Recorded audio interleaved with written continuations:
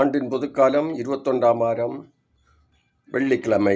முதல் வாசகம் திருத்தூதர் பவுல் தெசலோனிக்கருக்கு எழுதிய திருமுகத்திலிருந்து வாசகம். 4ஆம் அதிகாரம் 1 முதல் 8 வரை உள்ள இறைவார்த்தைகள்.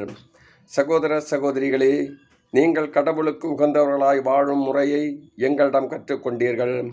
அப்படியே வாழ்ந்தும் வருகிறீர்கள். இதில் இன்னும் முன்னேற வேண்டுமென ஆண்டவராகிய இயேசுவின் பெயரால் உங்களிடம் இறுதியாக கேட்டுக்கொள்கிறோம். ஆண்டவராகிய இயேசுவின் பெயரால் நாங்கள் உங்களுக்கு கொடுத்த கட்டளையை நீங்கள் அறிவீர்கள்.